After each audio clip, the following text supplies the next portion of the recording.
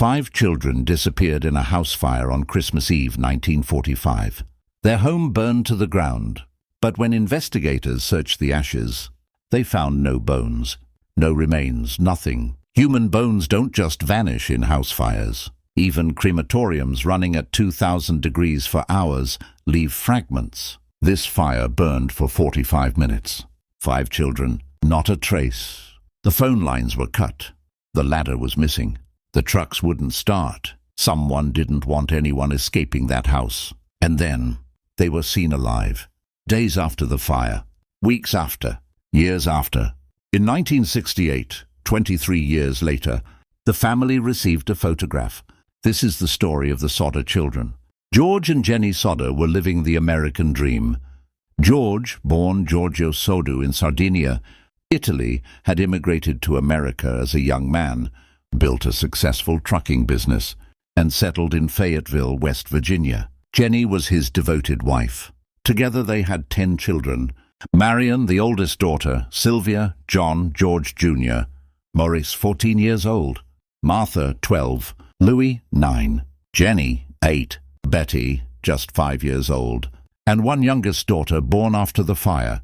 George was known around town as a hard-working, honest man, but he was also outspoken. He'd been vocal in his opposition to Mussolini and fascist Italy during the war, something that made him unpopular in certain circles of the Italian-American community. Some people didn't like that George refused to support the old country.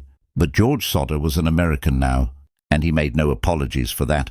December 24th, 1945, Christmas Eve. It was the family's first peacetime Christmas since the war ended. The children were excited. Some stayed up late doing chores, playing games, waiting for Santa Claus. Others had already gone to bed upstairs. It was a normal, happy evening. No one had any reason to believe that by morning everything would be gone. Around 10 p.m. George and Jennie went to bed. The house grew quiet, and then the phone rang. Around 10 p.m. George and Jennie Sodder went to bed. The older children, Marion, Sylvia, were still awake downstairs, finishing up the evening's chores. Upstairs, 5 of the younger children were already asleep in their rooms. Maurice, 14, Martha, 12, Louis, 9, Jennie, 8, and Betty, the youngest, at just 5 years old. The house was quiet, peaceful. It was Christmas Eve. At 12:30 in the morning, now Christmas Day, Jennie was woken by the phone ringing. She answered it, a woman's voice, asking for someone Jennie didn't know, someone who didn't live there. In the background, Jennie could hear laughter, the clinking of glasses. Like a party. Wrong number, she thought. She hung up and went back to bed. But later she would wonder, who calls at 12:30 on Christmas morning? And why could she hear a party in the background? Half an hour later, at 1 a.m., Jennie woke again. The lights in the house were still on. She got up and went downstairs. The front door was standing wide open. She assumed the older children had stayed up and forgotten to turn things off. She closed the door, turned off the lights, and went back to bed. Nothing seemed wrong. Not yet. At 1:30 in the morning, Marion, the oldest daughter, woke to the smell of smoke. She opened her eyes. The hallway outside her room was filled with it, and she could see flames. Marion screamed, "Fire!" George and Jennie bolted awake. Smoke was filling the house. Flames were spreading fast. They got Marion out, Sylvia, John, George Jr., 4 children, safe. But upstairs, trapped above the flames, were 5 more. Maurice, Martha, Louis, Jennie, Betty. 5 children trapped. George turned to go back in. He had to reach them. He had to save them. But the stairs, the only way up, were completely engulfed in flames. The heat was too intense, the smoke too thick. George Sodder stood outside his burning home, watching the second floor, where his 5 youngest children were trapped, disappear into the fire. And he couldn't reach them. He couldn't save them. But George wouldn't give up that easily. What happened next would show that someone had made absolutely certain. No one could escape that house alive. George's first instinct was to go back through the front door, reach the stairs, get to the second floor. But the staircase was completely engulfed in flames, a wall of fire, impossible to pass. The heat alone drove him back. 5 children were trapped just above him, and he couldn't reach them. George remembered the ladder. He kept one leaning against the house for roof repairs, always in the same spot. He ran to get it. The ladder was gone. Not fallen, not knocked over, gone. He searched everywhere. It wasn't anywhere near the house. Days later, they would find it in a ditch, 75 feet away. Someone had moved it. George had another idea. His 2 coal trucks were parked nearby. If he could drive one to the house, he could climb from the truck bed to the 2nd floor. He jumped in the first truck, turned the key. Nothing. The engine wouldn't start. He ran to the 2nd truck. It wouldn't start either.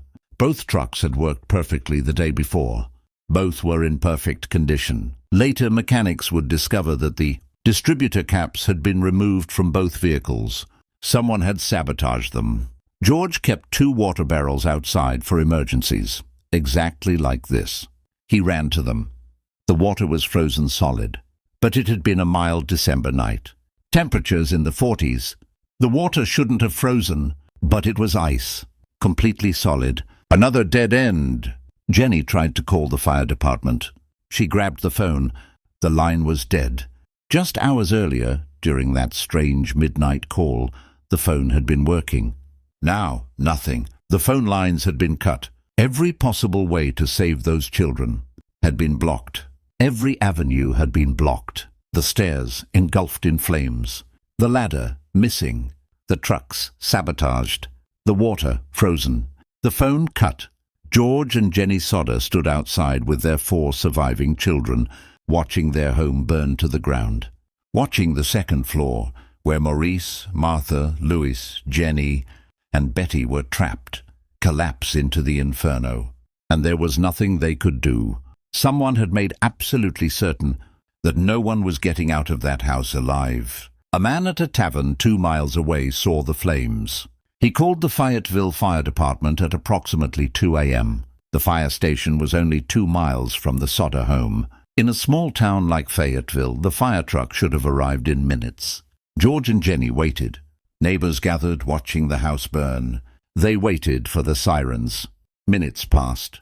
Then an hour. No fire truck came. George stood in the road, watching for headlights, listening for sirens. Nothing. The house continued to burn. 2 a.m. became 3 a.m., then 4, then 5. The sun began to rise. And still, no fire department. The fire burned for about 45 minutes. At approximately 2:15 a.m., the roof collapsed. The 2nd floor, where the 5 children had been, caved into the 1st floor. The walls crumbled. By the time the sun came up, the house was nothing but smoking rubble, and the fire department still hadn't arrived. At 8 a.m., 6 hours after being called, the fire department finally arrived. The fire chief stepped out of the truck and looked at the ruins. George confronted him immediately. "Where were you? Why did it take 6 hours?" The chief's excuse: there was no water pump available, but the fire department had responded to other fires that same week. Why the delay for this one? The chief had no answer. The fire chief surveyed the ruins and told George what he already knew. "Your children are gone. They burned up in the fire." George insisted they search for remains. The chief dismissed him. "There's nothing to find. The fire consumed everything." But George Sodder didn't believe that, and he was right not to. Christmas morning, 1945. As the sun rose, the fire chief and the county coroner began sifting through the ashes. George helped. Neighbors helped. They were looking for remains, bones, teeth, anything that would confirm the children had died in the fire. They searched for hours, through the basement, through the collapsed floors, through every inch of debris. They found household items, appliances, metal fixtures, but no bones, no teeth, no human remains of any kind. After hours of searching, the coroner made his official statement. No remains had been found. Not a single bone, not a tooth, not a fragment. 5 children: Maurice, 14, Martha, 12, Louis, 9, Jennie, 8, Betty, 5. 5 bodies, and not a trace of any of them. The coroner's conclusion: the children were completely consumed by the fire. But here's the problem. Human bones don't just disappear in house fires. Bones are incredibly resilient. They're designed to last. A typical house fire burns at around 1400 degrees Fahrenheit. Professional crematoriums use temperatures of 2000 degrees, and even then, they run for 2 to 3 hours. And even after that, bone fragments always remain. Always. The Sodder house fire burned for 45 minutes, at a lower temperature than a crematorium, for 5 bodies to leave absolutely no trace. Scientifically impossible. And there was more evidence that something didn't add up. Searchers found the family's stove and refrigerator in the ruins, damaged but intact. Inside the refrigerator they found a beef liver. It was barely cooked. If a piece of meat survived the fire, how could human bones, which are far more durable, completely disappear? The electrical wiring was still intact, enough that the lights had stayed on. During the fire, if metal, meat and wiring survived, where were the bones? George Sodder refused to accept the official explanation. He hired a private pathologist to examine the site. The expert's conclusion: there is no way 5 bodies completely disintegrated. There should be remains.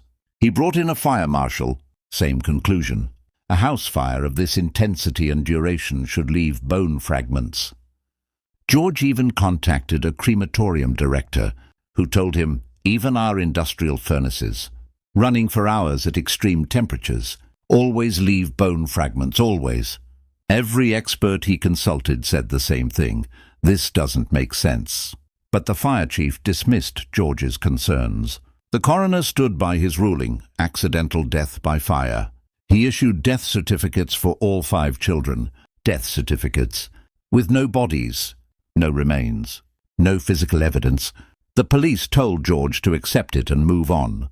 The case was officially closed, but George Sodder would never move on, because deep down he knew the truth. His children hadn't died in that fire. They had been taken. Days after the fire, George searched the property. He found the ladder, the one that had been missing Christmas Eve. It was in a ditch, 75 feet from the house. It hadn't fallen. It hadn't blown away in the wind. Someone had carried it there. Someone had deliberately moved the only tool that could have reached the second-floor windows. This was sabotage. George had mechanics inspect both coal trucks. The trucks were in perfect working order now, but the mechanics discovered something.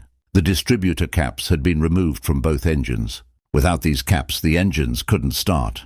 Both caps had been taken on Christmas Eve, before the fire, then replaced afterward. Someone knew exactly how to disable the trucks without leaving obvious damage. Someone wanted to make sure George couldn't use them. The telephone company investigated the phone line. The wires hadn't burned, they'd been cut. Clean cuts, made with wire cutters. The cut had happened before the fire started, not during. Someone had climbed the pole and severed the line. Jennie couldn't call for help because someone had made certain the phone wouldn't work. Every detail was planned. The frozen water barrels remained a mystery. George checked the weather records for December 24th and 25th. The temperature had been in the 40s, above freezing. Other water sources in the area weren't frozen. Neighbors' barrels weren't frozen. Only the Sodder's water, their emergency supply, was solid ice. Some speculated someone had drained and refilled them with already frozen ice blocks, but it was never proven. What was certain, even the water had been sabotaged. George laid out the evidence. The ladder moved 75 feet away. The trucks, both disabled, distributor caps removed. The phone, lines deliberately cut. The water, mysteriously frozen. Every possible escape route had been blocked. Every way to call for help had been eliminated. This wasn't random. This wasn't accident. This was a plan. George took this evidence to the police. They dismissed it. Accept it was an accident, they told him. But George knew better. Someone had planned every detail. Someone had made absolutely certain that no one could escape that house. Someone had made absolutely certain that no one could call for help. The question wasn't whether this was deliberate. The question was who did it, and why. The fire chief's behavior was suspicious from the start. He discouraged a thorough search of the ruins. He was quick to declare the children dead within hours of the fire. He refused to investigate any of the sabotage George had uncovered. When George presented evidence of the cut phone lines and disabled trucks, the chief dismissed it all. "Stop looking for conspiracies," he told George. "Your children died in an accident."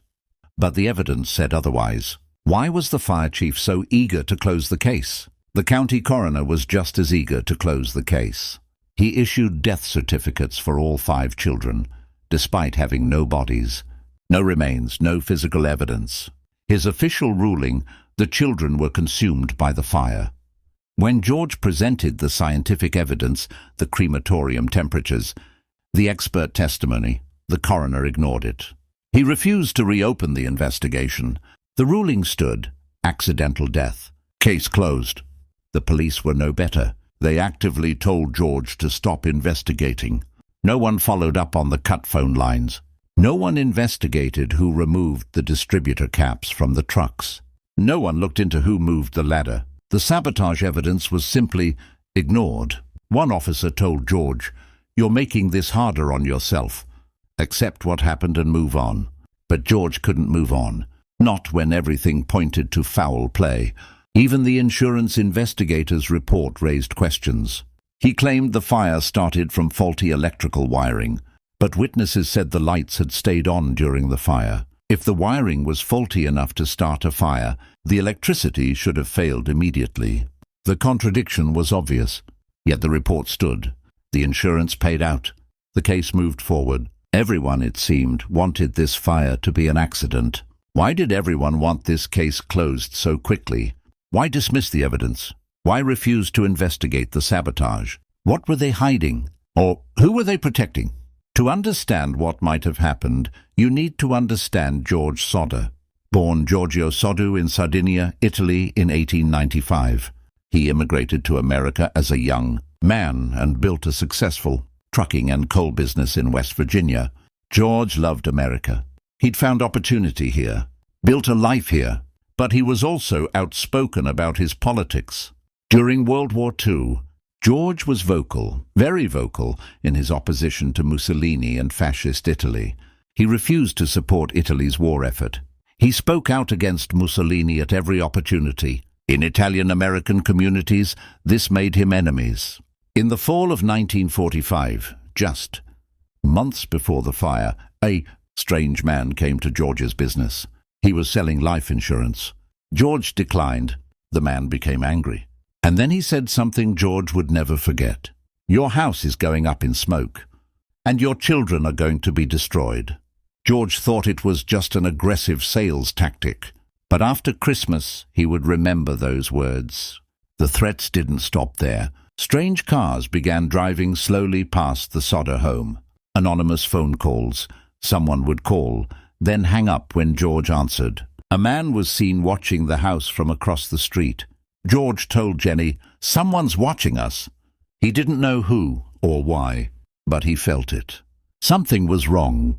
Italian organizations had pressured George to donate money, support for Italy, for Italian causes. George refused every time. After the fire, a theory emerged. The mafia had kidnapped the children as punishment, as a lesson to others who wouldn't comply. The fire was staged to cover the kidnapping. The sabotage ensured no one could escape or call for help. And the children, taken away, hidden with Italian families, maybe even taken to Italy. It would explain everything. The sabotage, the missing bodies, the sightings with Italian-speaking adults. It would explain why authorities wanted the case closed quickly. If organized crime was involved, no one wanted that investigation. And those sightings? They began almost immediately. Christmas morning, 1945, just hours after the fire. A hotel owner in Charleston, West Virginia, about 50 miles from Fayetteville, saw something that caught his attention. A car pulled up outside his hotel. Early morning, still dark. In the back seat, 4 or 5 children. They matched the description of the Sodder Children. With them, 2 adults speaking Italian. The children looked scared, distressed. The hotel owner approached the car to offer help. The adults immediately drove away, fast. He reported it to police. They never followed up. Days after the fire, a woman working at a restaurant in Charleston saw something similar. A family came in, an Italian couple with 4 children. The children matched the ages and descriptions of the Sodder children. They looked sad, frightened. One of the children tried to speak to the restaurant staff. The adults quickly pulled the child away. They ate in silence. The woman became suspicious. The children seemed like they wanted help but couldn't ask for it. She called police after they left. Again, no investigation. A week after the fire, a tourist passing through West Virginia stopped at a motel. She saw a girl who closely matched Martha Sodder's description. 12 years old. Same hair, same features. The girl was with adults who watched her constantly, never let her out of sight.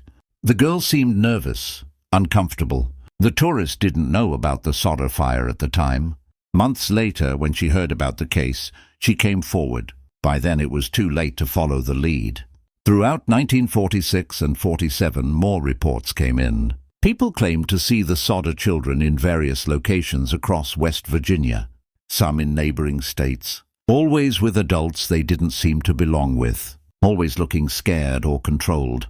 A woman in Kentucky, a man in Ohio, another sighting in Pennsylvania. The reports came from different people who had no connection to each other.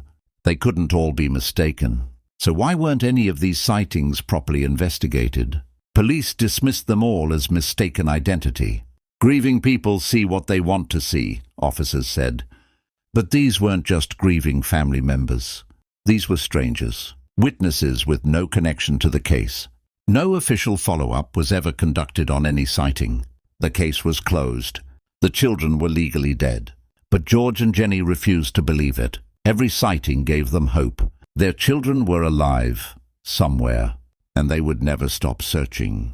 1946. George Sodder hired his first private investigator, then another, and another. Over the years he would hire dozens. He followed every lead, no matter how thin. He traveled across the country chasing sightings. He spent his life savings on the search. Thousands of dollars, tens of thousands. Most leads went nowhere, but George never stopped. He couldn't stop.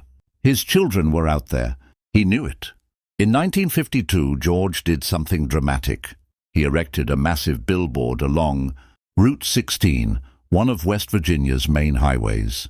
The billboard was impossible to miss. It featured large photographs of all 5 children. Above their faces, missing since December 25, 1945. Below, a reward, $5,000, later increased to $10,000. Contact information, a desperate plea for help. The billboard became a local landmark. Everyone who drove Route 16 saw those 5 faces. George maintained that billboard for the rest of his life. George placed ads in newspapers across the country. Have you seen these children? Detailed descriptions, photos, contact information. The ads ran in papers from West Virginia to California. Some people responded. Most leads went nowhere, mistaken identity, false hopes. But George followed up on every single one, every phone call, every letter. He had to know, what if one of them was real? Every Christmas was a reminder. 5 empty places at the table. 5 stockings never hung. George and Jennie aged. Their other children grew up, had families of their own. But Maurice, Martha, Louis, Jennie, and Betty remained frozen at 14, 12, 9, 8, and 5. Except in George and Jennie's minds. There they aged, grew up, became teenagers, young adults. George would update the billboard with age-progressed drawings. This is what they might look like now, he'd tell people. Jennie would say, a mother knows her children are alive. I know it, I feel it. The FBI told them to give up. Friends told them to move on. But George and Jennie couldn't, wouldn't. Their children were out there, somewhere. 1968, 23 years after the fire. An envelope arrived at the Sodder home. No return address, postmarked from Kentucky. Jennie opened it. Inside was a photograph. A young man, late 20s, early 30s. Jennie stared at the photo. Her hands began to shake. She called for George.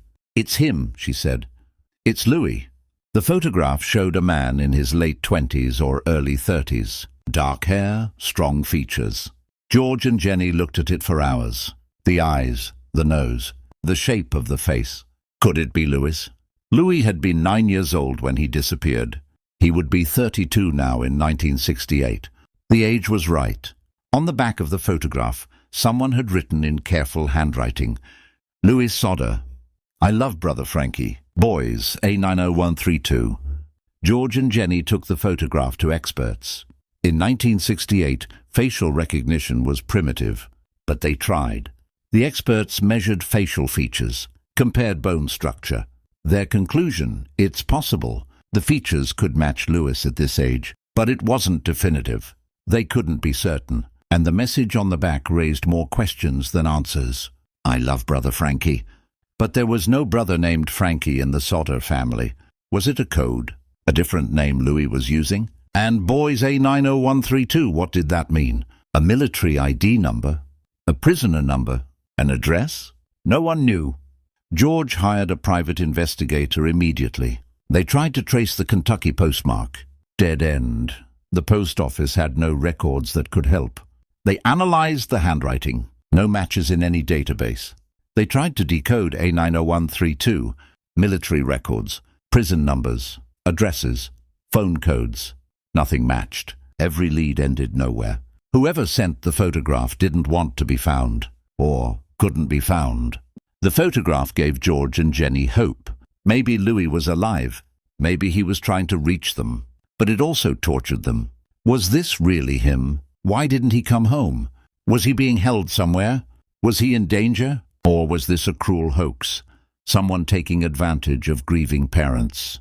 They would never know. George died in 1969, 1 year after receiving the photo.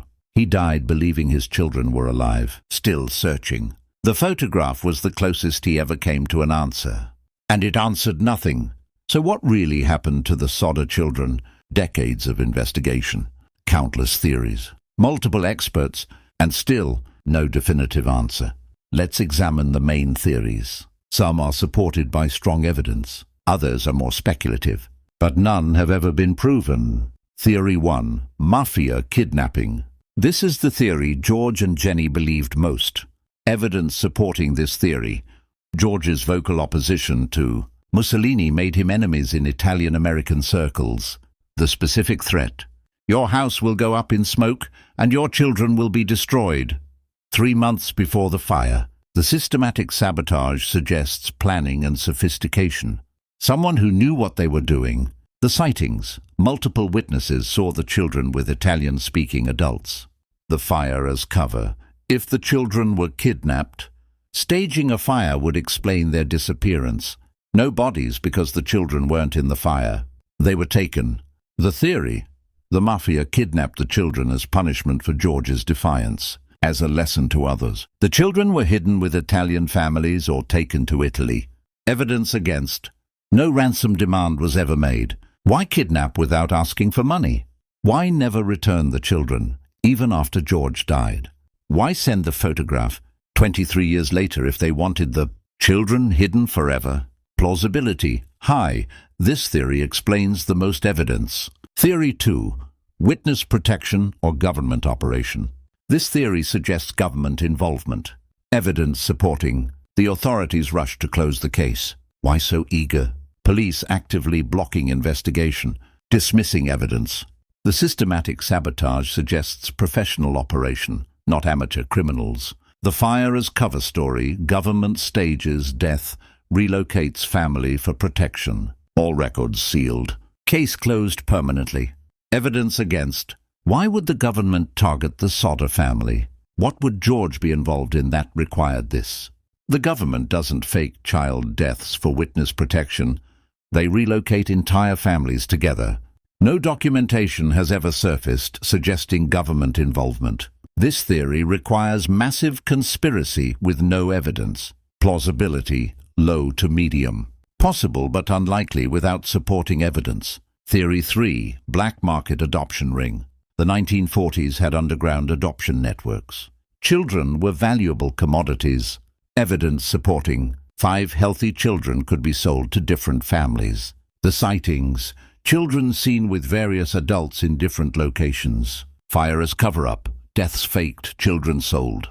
Children young enough to forget or be told new stories about their identity. The sabotage: professional operation by criminal network. Evidence against: why target local children? Too risky. Easier to take orphans or children from other areas. Why such elaborate sabotage? Simpler to just kidnap them. The 1968 photo, if sold to families, why would Louis contact his original family? No evidence of adoption rings operating in West Virginia at this time. Plausibility, medium. Possible but less likely than mafia theory.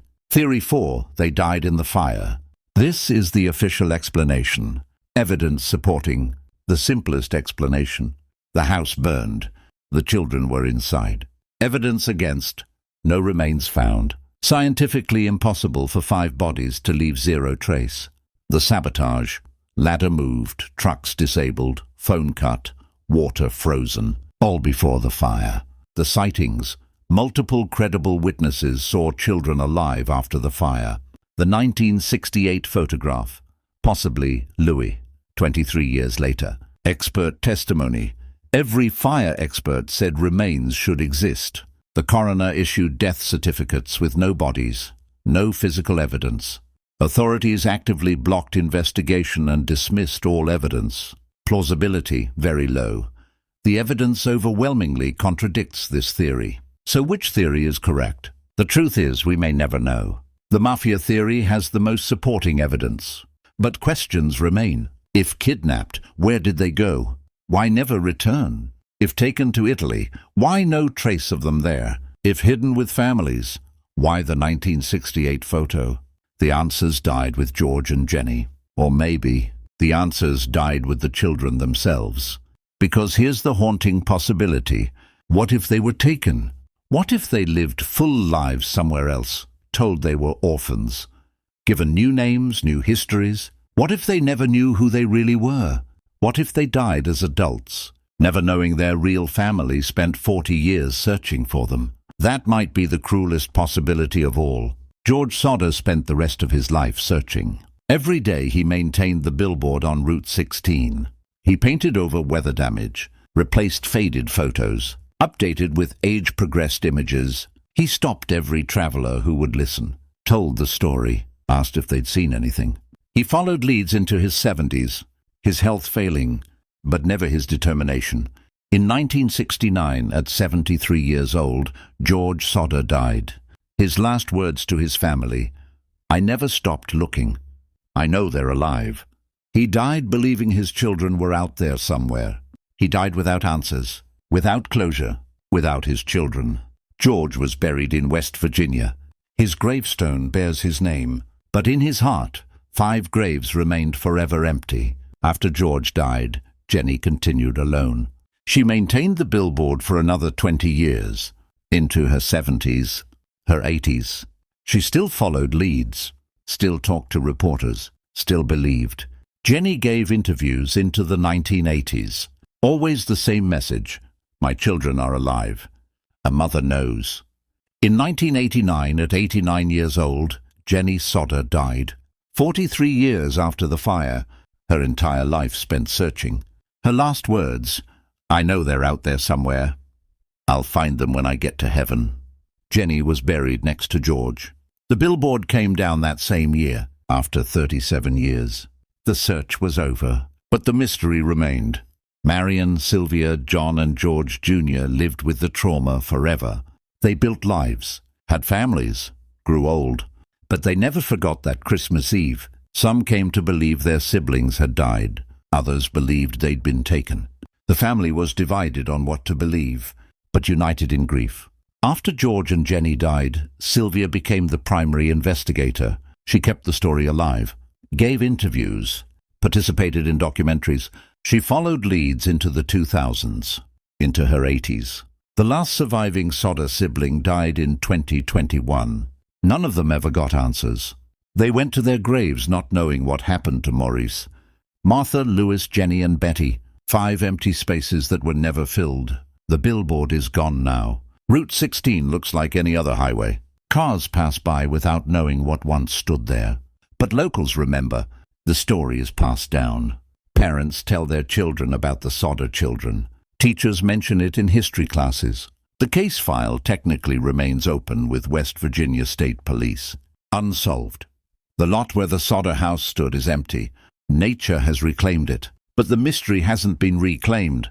It lives on, 5 children who vanished on Christmas Eve, 1945, and 2 parents who never stopped searching. That's the legacy of the Sodder family. Here's what we know for certain.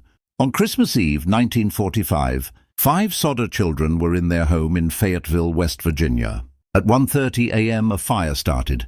The house burned to the ground in 45 minutes. No remains of the 5 children were ever found. Not a single bone, not a tooth, nothing. The ladder was found 75 feet from the house, deliberately moved. Both trucks had distributor caps removed, deliberate sabotage. The phone lines were cut before the fire started. Multiple credible witnesses reported seeing the children alive after the fire with Italian-speaking adults. In 1968, a photograph possibly showing Louis arrived with a cryptic message. George and Jennie Sodder searched for 40-plus years. They died believing their children were alive. The case was never solved. These are the facts. But the questions remain. How do 5 bodies leave no remains in a 45-minute house fire? Scientifically impossible. Who sabotaged the escape attempts? Who moved the ladder? Who disabled the trucks? Who cut the phone lines? Why did authorities rush to close the case and block investigation? Were the sightings real? Were those the Sodder children? Who sent the 1968 photograph? Was it really Louis? What does "I love Brother Frankie" mean? Who is Frankie? What does Boys A90132 mean? If the children were kidnapped, where did they go? If they're dead, where are their remains? Could any of them still be alive today? In the internet age, the case gained renewed interest. Amateur investigators research online. Theories are debated on forums. Descendants of the surviving Sodder children occasionally speak out. Some still search for answers. DNA testing could solve it, if there were remains to test. But there aren't. Some claim to have solved the case. None have provided proof. The truth, if it exists, died with the people who knew it. George and Jennie are gone. The 5 children, if they lived, would be in their 80s and 90s now. Most are probably dead. The window for answers is closing, or perhaps it's already closed. Here's the most haunting possibility. What if they were taken? What if they lived full lives, under different names, in different families? What if they grew up, got married, had children of their own, never knowing who they really were? What if they died as elderly people, their children and grandchildren having no idea they were once the Sodder children? What if somewhere there are people alive today who are related to the Sodders and don't know it? Meanwhile, George and Jennie spent decades searching for children who might have been living ordinary lives, not knowing they were being searched for. 2 families, 2 realities, never intersecting. That might be the cruelest ending of all. The Sodder children case remains one of America's most haunting unsolved mysteries. 5 children, 1 fire, no remains, no answers. George and Jennie Sodder spent their entire lives searching. They died without knowing. The truth is lost to time. But the story endures. What do you think happened? Were they kidnapped by the mafia? Hidden with Italian families? Was it an adoption ring? A government operation? Or did something else happen that we haven't even considered? Drop your theory in the comments below. This is Forgotten Crime HQ, where we investigate the case's history left behind. Subscribe so you don't miss the next forgotten mystery. Until next time, stay curious.